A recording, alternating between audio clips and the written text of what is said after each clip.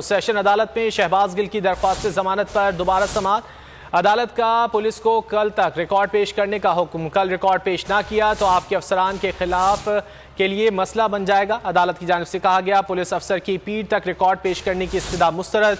Additional session जज ताहिर अब्बास सिपरा समाअत कर रहे हैं। सेशन अदालत में शहबाज गिल की दरख्वास्त जमानत पर दोबारा समाअत। अदालत का पुलिस को कल तक रिकॉर्ड पेश करने का हुक्म। कल रिकॉर्ड पेश ना किया तो आपके अफसरान के लिए मसला बन जाएगा। अदालत की जानिब से कहा गया पुलिस अफसर की पीठ तक रिकॉर्ड पेश करने की इस्तदा मुस्तरद कर दी गई। एडिशनल सेशन जज ताहिर अब्बास सिपरा समाअत कर रहे हैं। सेशन अदालत में शहबाज गिल की दरख्वास्त जमानत पर दोबारा समाअत। अदालत का पुलिस को कल तक रिकॉर्ड पेश करने का हुक्म। अदालत की जानिब से कहा गया कि कल रिकॉर्ड पेश ना किया तो आपके अफसरान के लिए मसला बन जाएगा।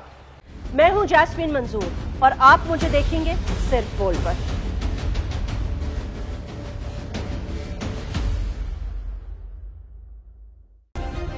सब्सक्राइब करें और बेल दबाएं ताकि कोई खबर रह न जाए।